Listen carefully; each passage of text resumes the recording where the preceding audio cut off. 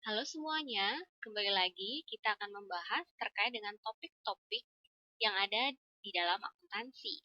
Untuk topik kali ini, kita akan fokus melihat akuntansi pada perusahaan dagang.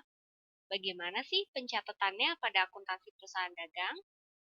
Oke, kita lihat pembahasannya di sini. Yang pertama adalah terkait dengan kegiatan perusahaan dagang. Bagaimana perusahaan dagang itu beroperasi. Yang kedua, terkait dengan aliran biayanya. Yang ketiga, terkait dengan sistem pencatatan perpetual, kita ingin melihat perbedaan yang terjadi dengan sistem pencatatan periodik. Yang keempat adalah penjurnalannya. Oke, untuk bagian yang pertama, terkait dengan kegiatan perusahaan dagang. Kita lihat di sini ya. Di sini kita bisa lihat bahwa sebetulnya perusahaan dagang itu memiliki fokus kegiatannya adalah hanya dua, yaitu membeli dan menjual barang. Nah, membeli barang tersebut itu tidak ada proses perubahan bentuk terlebih dahulu, tapi barang tersebut akan langsung dijual dengan bentuk yang sama ketika perusahaan ini membeli. Nah, ini contohnya ada grosir. Grosir, lalu kemudian grosir ini nanti akan jualan istilahnya. Jualannya bisa ke pengecer, bisa juga langsung ke consumer. Oleh karena kegiatan dari si perusahaan dagang itu hanya dua, yaitu membeli dan menjual, berarti bisa kita lihat bahwa pendapatan utamanya adalah pendapatan atas kegiatan penjualan, atau biasa diistilahkan sebagai sales revenue. Oke, di sini adalah struktur dari kegiatan operasional yang tergambar dalam bentuk laporan laba rugi sebetulnya ya. Jadi, karena tadi pendapatannya utamanya adalah dari kegiatan penjualan barangnya, barang dagang ya, atau biasa diistilahkan sebagai merchandise inventory. Nah, dari hasil penjualannya tersebut, tentunya pasti akan ada keuntungan dong. Keuntungan ini dilihat dari mana? Oke, barang yang tadinya dibeli pasti akan memiliki yang namanya harga perolehan. Harga perolehan tersebut diistilahkan sebagai cost of goods sold. Jadi, keseluruhan nilai dari barang dagang tersebut atau merchandise inventory tersebut, harga perolehannya kita hitung. Nah, dari dasar harga perolehannya tersebut, pasti si penjual tidak ingin menjual dengan kondisi rugi. Pasti akan ditambahkan margin atau keuntungan.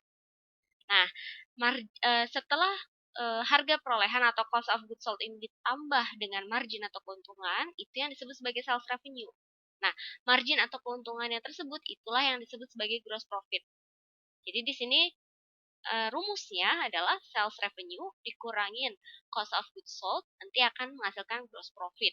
Nah, gross profit atau keuntungan yang diperoleh oleh perusahaan dari kegiatan menjual barang tersebut, itulah yang akan digunakan untuk membiayai beban-beban yang ada di dalam kegiatan operasional perusahaan.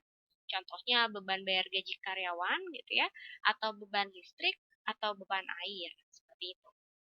Nah, lalu kemudian setelah keuntungan tersebut dikurangi dengan beban-beban operasional yang ada di dalam perusahaan, nah hasilnya bisa menjadi net income jika masih ada sisa dananya atau sisa nominalnya gitu ya, atau bisa juga dikatakan sebagai net loss kalau hasilnya ternyata negatif dalam artian operating expense-nya atau beban operasionalnya ternyata lebih besar daripada keuntungan yang diperoleh dari kegiatan penjualan. Nah, bedanya apa sih perusahaan dagang dengan perusahaan jasa? Di sini kita bisa lihat kalau perusahaan jasa intinya adalah dia akan memberikan jasa.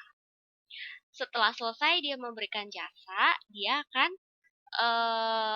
kalau pembayarannya secara tunai, maka akan langsung diterima dalam bentuk cash. Tapi kalau misalnya ketika penyelesaian jasa tersebut nih, si customer kita, itu dia tidak langsung bayar, berarti akan tercipta sebuah piutang gitu. Kita akan mencatatkan itu sebagai sebuah piutang. Maka kita akan catatkan itu sebagai account receivable. Nanti ketika sudah ada pelunasannya, baru kita akan catatkan itu sebagai cash. Nah, bagaimana terkait dengan merchandise? purchasing company gitu ya, maksudnya perusahaan dagang gitu ya. Eh, Ketika dia membeli inventory tersebut gitu, inventorinya kan nanti akan dijual. Sama kasusnya. Di inventory yang dijual itu, kalau si customer yang beli itu tidak langsung bayar di saat itu, berarti akan kita catatkan sebagai piutang atau account receivable. Ketika sudah ada pembayaran, baru akan diterima cash-nya. Nanti cash ini juga yang nanti akan kita gunakan untuk membeli inventory lagi. Kalau service company kan tadi cash tersebut inilah yang nanti akan digunakan untuk memberikan pelayanan jasa kepada customer lagi. Jadi uangnya muter ya. Seperti itu. Oke. Nah, kita lihat aliran biayanya.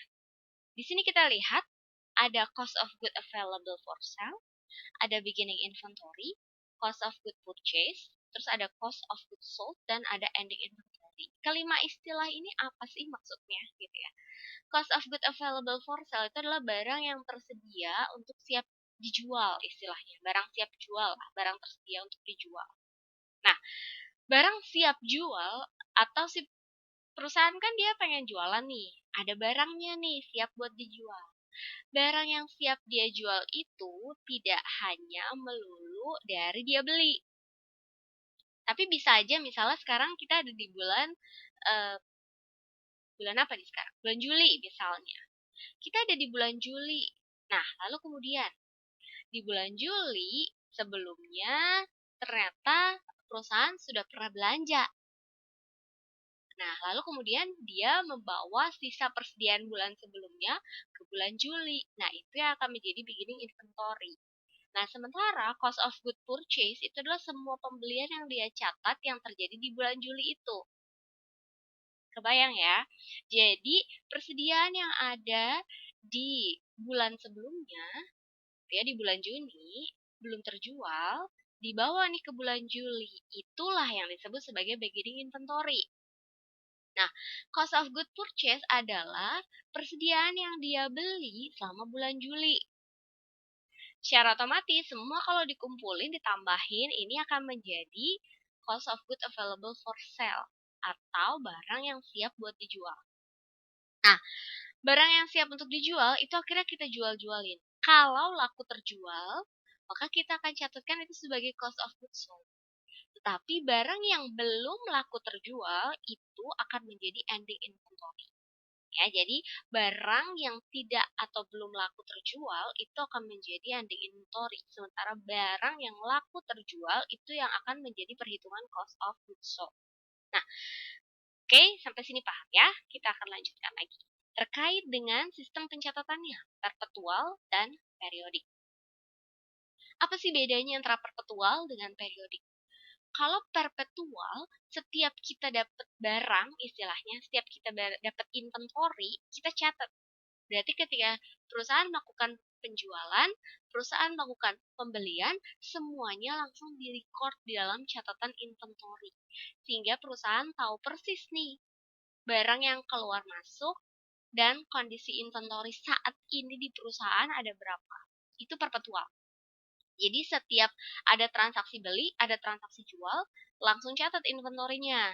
Jadi perusahaan paham berapa sih inventory yang ada di perusahaan sekarang. Secara otomatis, cost of goods sold-nya bisa langsung dihitung dong, karena cost of goods sold tadi sama dengan barang yang laku terjual. Sementara kalau dari sisi periodic system, si perusahaan ini dia nggak catat secara nggak ngikutin secara rinci prosesnya. Oke, ada transaksi beli langsung catat, transaksi jual langsung catat gitu ya. Tapi dia mencatatnya per periode, dalam artian misalnya bulanan gitu ya, setiap akhir bulan dia ngelakuin pencatatan misalnya. Secara otomatis si akuntan yang melakukan pencatatan itu akan datang ke gudang untuk meng-cross check barang pada akhir periode. Ketika dia cross check barang pada akhir periode, dia akan lihat, oh ternyata inventory yang tersisa atau inventory yang belum laku terjual di bulan itu berapa. Nah, dia pegang tuh data inventory-nya, inventory akhir. Nah, dia pengen tahu berapa sih nilai penjualan yang barang yang terjual gitu ya. Dia pengen tahu berapa sih nilai barang yang terjual yang laku terjual di bulan itu. Berarti kan dia pengen ngitung berapa COGS-nya kan. Nah, dia punya nih data stock of 6 bulan lalu. Nah, berarti itu akan menjadi data beginning inventory. Karena kan terjadi di bulan lalu, dia kan selalu datang ke gudangnya di akhir bulan kan. Berarti akhir data yang ada di akhir bulan lalu, misalnya bulan Juli, bulan lalunya, akhir bulan Juni, itu akan menjadi data awal di bulan Juli. Nah, dia udah punya nih data beginning inventory di bulan Juli, lalu kemudian dia tadi juga habis beres ngecek barang yang ada di gudang di akhir bulan Juli ya. Nah, lalu kemudian dia tinggal lihat deh ke bagian pembelian. Ada berapa banyak pembelian yang dilakukan selama bulan Juli? Udah deh, dia dapet kan data beginning inventory-nya dia dapet, data pembeliannya dia dapet. Tadi ketika beginning ditambahkan dengan pembelian, maka hasilnya akan menjadi barang yang siap jual, cost of good available for sale. Nah, lalu kemudian dia udah punya catatan ending karena tadi dia barusan hitung-hitung kan ending. Nah, ketahuan deh nilai COGS-nya. Oke, jadi paham ya, bedanya kalau perpetual kita langsung tahu saat itu inventorinya ada berapa, COGS-nya berapa. Karena kita catetin terus tuh transaksi jual, transaksi beli. Tapi kalau periodik, kita hanya catetinnya per periode. Misalnya sebulan sekali, secara otomatis berarti kita akan melakukan perhitungan secara rinci nilai COGS-nya di akhir periode. Oke, kita lihat sekarang ke jurnal. Sebelum masuk ke jurnal, kan karena kita transaksi utama di dalam perusahaan dagang itu hanya ada dua, transaksi jual, transaksi beli. Nah, berarti kan ada potensi ketika kita belinya secara kredit, gitu kan? Atau ketika kita jual, customer kita juga jualnya secara kredit. Nah, di sini ada yang namanya credit term atau jangka waktu pembayaran atau syarat bayar lah istilahnya, syarat kredit gitu ya. Nah, syarat kredit ini berarti akan memperhitungkan jangka waktu berapa sih kamu bisa dapat diskon atau kapan sih batas akhir kamu harus bayaran gitu ya.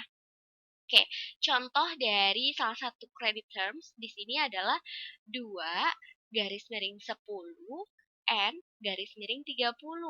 Artinya apa sih? Kalian gitu ya, misalnya beli barang nih dengan syarat 2 garing 10 N garing 30 gitu ya, garis miring ya, singkat. Berarti kalian akan mendapatkan diskon 2% kalau kalian membayarnya dalam jangka waktu 10 hari. 10 harinya dari kapan dihitungnya? Ya dari tanggal kalian beli. Gitu ya. Nah, berarti gimana kalau dari tanggal kalian beli? Misal, kalian beli tanggal 1 Juli. Ya, 1 Juli. Nih, tanggal 1 kan. Kalian dapat diskon 2% kalau kalian bayar antara tanggal 1 Juli sampai tanggal 11 Juli. Jadi tinggal 10 ditambahin 1 aja gitu ya. Sampai dengan tanggal 11 Juli. Nah, lewat dari tanggal 11 Juli, berarti tanggal 12 Juli kan?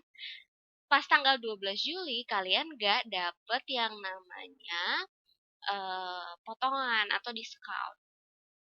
Nah, tapi hati-hati juga. Di sini ada syarat 30.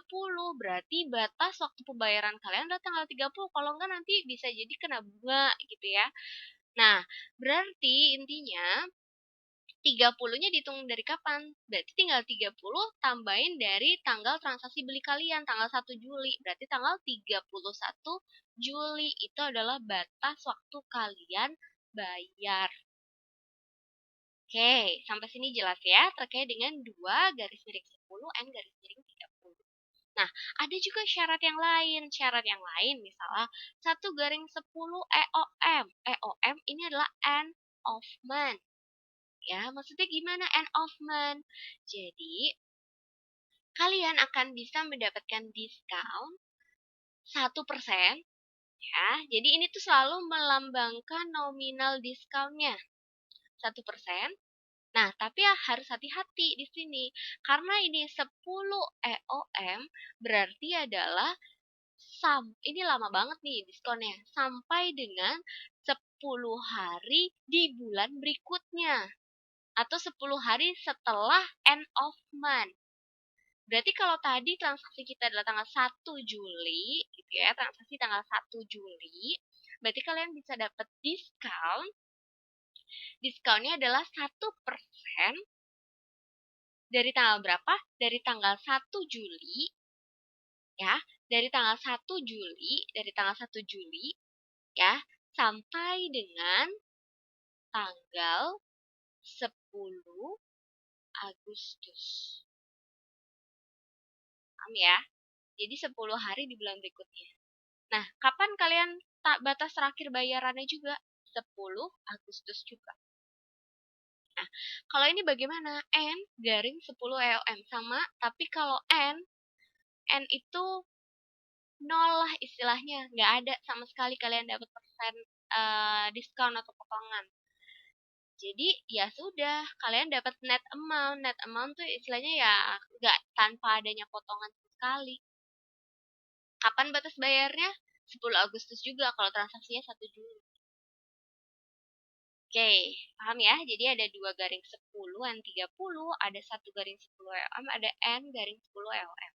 Oke, ini bisa berubah-berubah ya. Terkait dengan angka 2 bisa aja jadi 1 garing 15 N garing 30 gitu ya. Berarti kan tanggal dapat diskon 1%, 1 garing 15 kan tadi dapat diskon 1%, 15 hari dari tanggal transaksi. Lalu kemudian N30. Sama artinya N30 berarti jangka waktu kamu pelunasannya nanti kamu 30 hari setelah transaksi. Tapi lewat dari tanggal batas waktu 15 tadi kalian nggak dapet diskon gitu ya. Jadi ini memang bisa berubah-berubah gitu ya. Nggak melulu di 2 garing 10 N garing 30, bisa aja 5 garing 5 misalnya gitu ya. Sama, pokoknya ini depannya ini menunjukkan diskon, belakangnya menunjukkan hari. Ini juga sama, depannya menunjukkan diskon, belakangnya menunjukkan hari. Hanya hati-hati ketika terbentur dengan EOM gitu ya. Ketika terbentur dengan EOM ini berarti dibacanya adalah 10 hari setelah akhir bulan. Oke, kita akan lanjut ke transaksinya. Transaksi pembelian yang pertama adalah beli barang. Ketika kalian membeli barang, di sini ada salah satu contoh. Di sini PT Angela gitu ya, kita akan fokus sebagai seorang akuntan di PT Angela. Pada tanggal 5 Mei 2020, PT Angela ini beli baju secara kredit. Kalau secara kredit, berarti dia punya syarat. Nah, syarat ini harus diingat-ingat nanti ya untuk pelunasan gitu ya. Syaratnya adalah 2 garing 10 N garing 30 dari PT Angin Ribut sebesar $2.000 dengan besarnya biaya angkut $20. Syarat penyerahannya FOB shipping point. Oke, terkait dengan syarat penyerahan, nanti kita akan bahas di slide selanjutnya ya, terkait dengan FOB shipping point ini. Nah, kita akan fokus terkait pencatatan pembelian barangnya terlebih dahulu. Karena pembelian barang yang kalian lakukan secara kredit, secara otomatis, pasti akan adanya utang yang bertambah. Nah, utang itu berarti akan kita catatkan sebagai account payable. Account payable bertambah di sisi kredit. Berarti yang ada di sisi debitnya apa? Oke, kita lihat di sini. Kalau dari sisi perpetual, karena kita langsung mencatatkan secara detail inventory yang ada, berarti kita akan catatkan langsung merchandise inventory to account payable sebesar $2.000. Karena transaksinya $2.000 kan. Bagaimana terkait dengan periodik? Oke. Merchandise inventory-nya kita ganti menjadi purchase atau pembelian. Jadi purchase to account payable senilai $2.000. Oke, jadi kalau perpetual kita catat langsung namanya merchandise inventory to account payable. Tapi kalau periodik merchandise inventory-nya kita ganti jadi purchase. Karena purchase membeli kan, ya udah langsung aja catat jadi purchase. Oke. Nah, sekarang terkait dengan biaya angkut. Biaya angkut nih sebelum saya tunjukkan jurnal, kita ke slide selanjutnya dulu ya.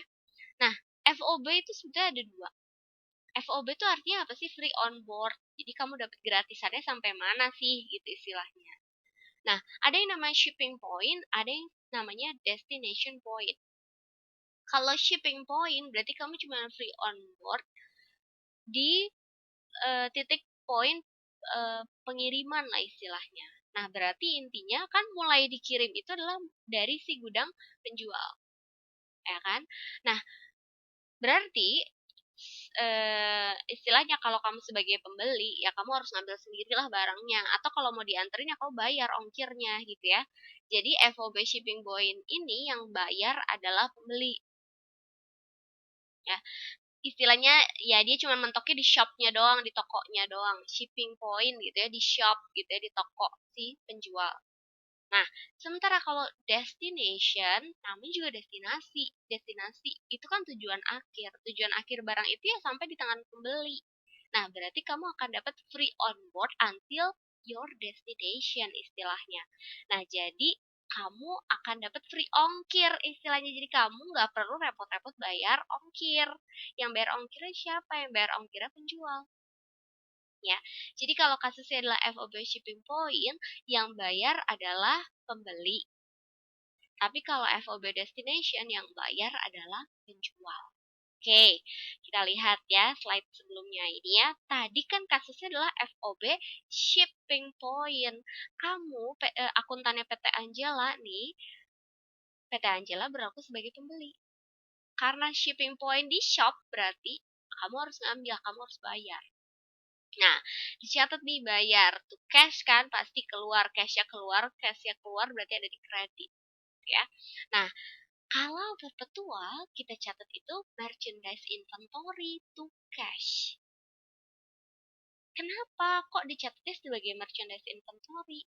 Karena ini adalah termasuk harga perolehan dari pembelian barangmu. Usaha yang kamu lakukan untuk mengadakan inventorimu. Sehingga karena itu adalah usaha supaya inventory kamu itu nyampe gitu ya, dan kamu nggak mau nanti ujung-ujungnya ketika kamu jualan kamu rugi karena kamu nggak memperhitungkan ongkir ongkir ketika kamu beli barang gitu. Nah, jadi kamu harus catatkan itu sebagai merchandise inventory di perhitungan perpetual. Nah, sementara bagaimana di perhitungan periodik? Di perhitungan periodik kamu akan mencatatkan itu sebagai freight in atau beban angkut beli. Freight in to cash. Freight in ini masuk sebagai mana? Sebagai beban, ya, sebagai expense. Istilahnya begitu ya. Sebagai expense, tapi ingat, ya memang sih namanya beban angkut beli sebagai expense. Tapi ini juga nanti di akhir, ya tadi kan kalau periodik kita di akhir itu harus menghitung yang namanya nilai COGS kan. Ini tetap akan kita hitung sebagai nilai harga perolehan barang yang kita beli. Cuman bedanya, kalau ini kan kita langsung catat sebagai merchandise inventory. Berarti nanti di akun merchandise inventory langsung nambah nih. Nah, kalau ini hati-hati, kita harus hitung nanti di akhir. Untuk memperhitungkan berapa sih harga perolehan atau berapa sih COGS-nya. Ya. Oke, nah lanjut, transaksi yang selanjutnya adalah mencatat yang namanya retur pembelian. Maksudnya gimana sih retur pembelian? Kan kalau misalnya kalian beli barang nih, ada potensi kan retur pembelian. Itu ada dua sebetulnya. Ada kita akui sebagai purchase return, ada juga kita bisa akui sebagai purchase allowance atau pengurangan harga lah ya. Jadi retur pembelian dan pengurangan harga ini ya. Nah, ada barang yang misalnya nggak sesuai nih. Kamu tadi habis beli baju nih ke PT Angin Ribut. Ternyata besi bajunya ini nggak sesuai dengan apa yang kamu inginkan.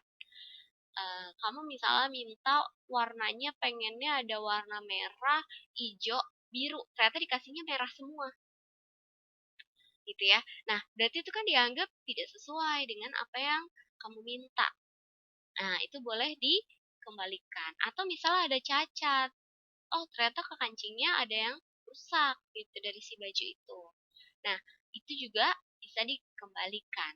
Nah, ketika mengembalikannya kita catatkan sebagai purchase return, berarti kamu transaksinya secara kredit kan tadi. Nah, itu akan dicatatnya intinya kamu tidak mendapatkan pengembalian dalam bentuk cash, tapi kreditnya nanti akan dikurangin.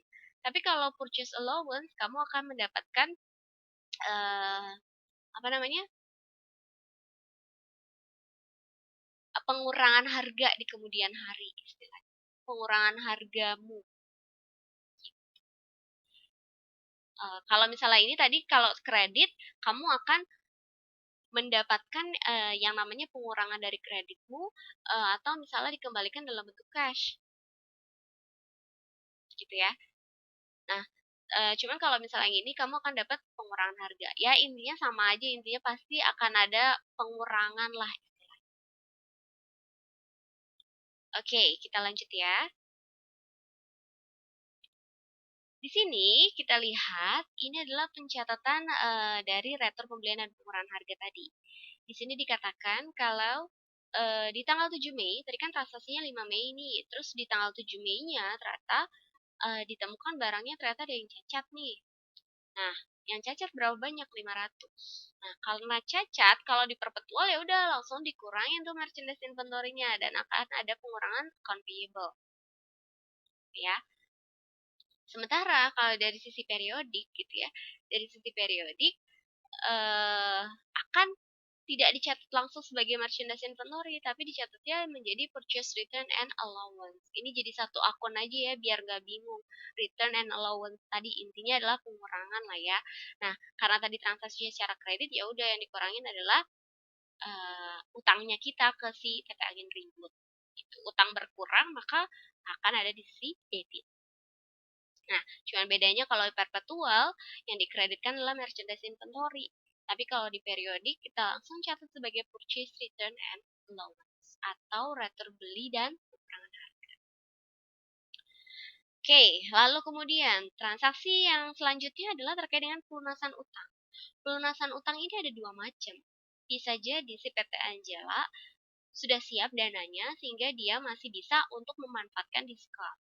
Tapi bisa jadi dia ujung-ujungnya tidak memanfaatkan diskon. Kita lihat kasus yang pertama, yaitu dengan memanfaatkan diskon. Di sini dilihat di tanggal 11 Mei 2020, PT Angela ini melakukan pelunasan atas baju yang telah dibelinya secara kredit dari si PT Angin Ribut. Tadi kan syaratnya 2/10 N/30. Pembeliannya dilakukan pada tanggal 5 Mei 2020. Pelunasannya tanggal 11 Mei. Coba kita lihat dari jarak tanggal 5 Mei ke 11 Mei. Masih masuk gak ke credit term dapat diskon 2%? 2% ini kan batas akhirnya 10 hari dari tanggal 5 kan? Berarti tanggal 15 toh. Nah, dia nggak dilunasin di tanggal 11. Berarti masih bisa dong dapat diskon. Hati-hati ketika kita menghitung ini, kita lihat utangnya memang berapa sekarang per tanggal 11 Mei ini yang mau kita lunasi. Oh, ternyata cuma 1.500. Kenapa 1.500? Karena tadi udah ada retur. Ya, udah ada retur di tanggal 7. 500. Jadi harus hati-hati ya di sini ya. Kita harus hitung berapa sih utang kita ke PT Angin Ribut di tanggal 11 Mei gitu ya. Nah, 1.500. Nah, 1.500 inilah yang kita potong dengan diskon. Diskonnya berapa? 2%. Karena kan melunasinya 11 Mei, masih masuk dong periode diskon 2%. 2% dari 1.530. Berarti cash yang harus kamu keluarin cukup hanya sebesar 1.470. Oke, kita lihat di sini jurnal. Utangnya yang harus kamu bayar 1.500 nih perpetual ya. 1.500. Terus kamu hanya perlu mengeluarkan cash jumlah yang harus dibayar 1.470. Kurang 30 kan? 30 ini kalau di perpetual dicatat sebagai merchandise inventory. Kenapa? Sama, ini adalah usaha kamu untuk mengadakan inventory itu. Berarti masuk dalam perhitungan harga perolehan. Jangan sampai ketika kamu menghitung harga perolehan, salah. Karena kamu lupa nggak catat kalau kamu dapat diskon. Ya. Nah, langsung catat kalau di perpetual sebagai merchandise inventory. Tapi kalau di periodik, catatnya sebagai purchase discount. Itu ya bedanya. Jadi sebetulnya yang membedakan adalah di transaksi ini, transaksi pembelian, kalau tadi nih pertama kita beli kalau di perpetual langsung catat sebagai merchandise inventory. Kalau periodik kita catatnya sebagai purchase. Oh, ada retur. Kalau ada retur kita catatnya sebagai merchandise di perpetual langsung. Kalau di periodik kita catatnya purchase, return, and allowance. Oh, kita bayar ongkir. Kalau di perpetual kita catatnya langsung sebagai merchandise inventory. Di periodik kita catatnya sebagai freight in. Nah, untuk ini pelunasan, kalau kamu dapat diskon, berarti kalau di perpetual catatnya langsung merchandise inventory, tapi kalau periodik purchase discount. Nah, bagaimana kalau misalnya kamu gagal memanfaatkan diskon? Nah, misalnya tanggal 20 Mei, harusnya kan tadi batas akhirnya tanggal 15 Mei kan, kamu lunasinya baru 20 Mei. Berarti kamu bayarnya 1.500 full, langsung account payable to cash, tanpa adanya pengakuan diskon, karena kamu gak dapet diskon. Oke, lanjut. Sekarang kita akan lihat transaksi penjualannya. Bagaimana terkait dengan kegiatan penjualannya? Pada tanggal 15 Mei 2020, PT Anjela ini jual baju secara kredit ya. Syaratnya 2-10-30 juga. Seharga 250. Nah, ini ada harga perolehannya 200. Dengan besarnya biaya angkut 10, syarat penyerahan FOB shipping point. Oke, FOB shipping point berarti yang nanggung PT Anjela atau si pembeli baju tersebut, si customer PT Anjela. Karena ship berarti mentok di shop, ya udah PT Anjela nggak usah mikirin yang namanya biaya angkut. Tapi customernya yang harus memikirkan itu. Karena sekarang kita akuntannya PT Anjela, berarti kita fokus catatnya di PT Anjela. Oke, karena secara kredit pasti akan menimbulkan account receivable. Karena kamu ngejual, kamu akan dapat sales revenue. Berarti pasti yang dicatat account receivable to sales revenue senilai 250. Begitu pula yang periodik. Bagaimana? Kok di sini ada tambahan lagi satu catatan? Iya, betul. Karena kan tadi konsep perpetual kita mencatat secara detail arus keluar masuknya barang, beli jualnya barang. Nah, karena sekarang kita ngejual, berarti kan barang berkurang dong merchandise inventory. Nah, berarti karena udah laku terjual, akuilah sebagai cost of goods sold to merchandise inventory senilai harga perolehannya 200. Jadi jangan lupa ketika perpetual, jurnalnya ada dua ya. Nggak hanya account receivable to sales revenue, tapi kita juga harus mengakui cost of goods sold to merchandise inventory sebagai cerita bahwa oh barang ini udah laku terjual, loh, udah keluar. Gitu. Tapi kalau periodik, karena kita catatnya nanti hitung-hitungan COGS di akhir ya, kita cukup aja catat account receivable to sales revenue senilai $250.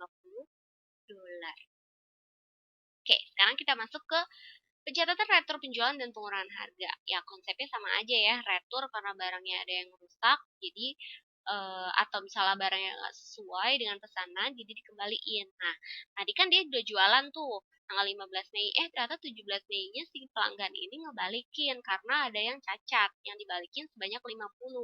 Dari 50 ini harga perolehannya 40. Nah, di perpetual, kita akan catat sebagai sales return and allowance to account receivable. Kenapa? Karena kan transaksi sebelumnya terjadi secara kredit. Karena barangnya udah dikembaliin, ya udahlah berarti si piutang pelanggan ini akan dikurangin. Piutang berkurang, account receivable berkurang, kan akan ada di sisi kredit. Lalu kemudian sisi debitnya kita catatkan sales return and allowance. Di periodik juga sama, tapi ingat ya, perpetual kita harus mencatat arus keluar masuk barang. Berarti merchandise inventory-nya kan masuk lagi, kita terima lagi. Kita catatlah berarti sebagai merchandise inventory to cost of goods sold. Istilahnya yang tadi yang kita udah jual sebelumnya nih, masuk lagi merchandise inventory. Jadi kita harus catat lagi merchandise inventory to cost of goods sold. Jadi kalau ada retur penjualan dan pengurangan harga, perpetual harus ada pengakuan merchandise inventory yang diterima kembali oleh perusahaan terhadap cost of goods sold-nya. Oke, lanjut. Terkait dengan transaksi pelunasan piutang. Untuk transaksi pelunasan piutang, ini sama ya. Customer PT Angela ini bisa jadi memanfaatkan diskon, bisa juga tidak memanfaatkan diskon. Jadi ada dua kondisi yang terjadi di sini. Nah, pada tanggal 20 Mei 2020, ini si customer PT Angela melakukan pelunasan. Transaksi sebelumnya adalah tanggal 15. Berarti ada credit terms 2-10N-30, kita lihat apakah masih masuk di dalam periode dapat diskon 2% atau tidak. Oke, kita hitung 15 ditambah 10, 25. Batas akhir dapat diskon 2% adalah tanggal 25. Customer melunasi di tanggal 20, berarti masih dapat diskon ya. Oke, sales yang dilakukan adalah 250. Lalu kemudian kita harus menghitung berapa account receivable yang ada per tanggal 20 Mei untuk si customer ini. Karena kemarin sudah ada yang namanya return, berarti harus kita kurangin. 250 kurang 50, dapatlah 200. 200 inilah yang akan kita hitung diskonnya, 2%. Berarti 4. Jumlah yang PT Angela akan terima adalah 196. Bagaimana pencatatannya? Ini berarti kan kas masuknya, cash. Cashnya 196. Sales discount-nya 4. Nah, sementara account receivable-nya yang dibayarkan adalah 200. Jadi, cash sales discount to account receivable. Nah, ini ya rinciannya, cash-nya 196, sales discount-nya 4, dan account receivable-nya 200. Kalau kita perhatikan ya, perpetual dan periodik jurnalnya sama. Bagaimana kalau si customer dari si PT Angela ini tidak memanfaatkan diskon? Oke, kita lihat di sini. Berarti, tadi kan batas akhirnya 25, ternyata pelunasannya tanggal 27. Berarti ya sudah, kita akan menerima senilai account receivable saat itu. Berarti cash dan account receivable-nya nilainya akan sama 200. Cash account receivable untuk perpetual, dan untuk periodik pun cash account receivable. Jadi jurnal transaksinya sama. Kita lihat di sini summarize-nya. Summarize untuk transaksi pembelian bisa dilihat di sini. Semua usaha yang kalian lakukan untuk mengadakan inventory, kalian harus catatkan itu sebagai merchandise inventory. Baik ketika kamu beli, ataupun harus bayar ongkir, atau kamu mengatur, atau kamu dapat diskon. Semua harus catat sebagai merchandise inventory. Sementara periodik pakai nama purchase kalau kamu mau beli, pakai nama freight in kalau ternyata kamu mencatatkan daya beban angkut beli. Kalau retur ya, kamu catatnya langsung sebagai purchase return and allowance. Kalau kamu dapat diskon, langsung catat sebagai purchase discount. Oke.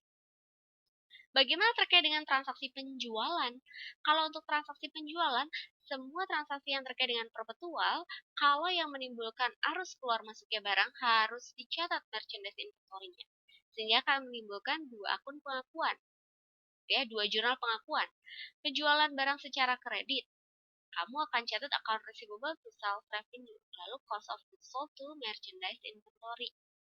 Karena merchandise inventory-nya keluar. Lalu kalau misalnya ada retur gimana? Kalau kamu ada retur, sales return and allowance to account receivable, sama jangan lupa catat merchandise inventory to cost of goods sold. Sementara untuk pelunasan, semua sistem baik perpetual maupun periodik jurnalnya sama. Oke, sedari tadi kita membahasnya pembelian tadi secara kredit, penjualan pun secara kredit. Kalau pembeliannya secara tunai ya tinggal account payable-nya kita ganti menjadi cash. Kalau misalnya penjualannya secara tunai ya kita juga tinggal ganti account receivable-nya ini menjadi cash. Sekian terkait dengan materi jurnal. Semoga bisa dipahami. Salam.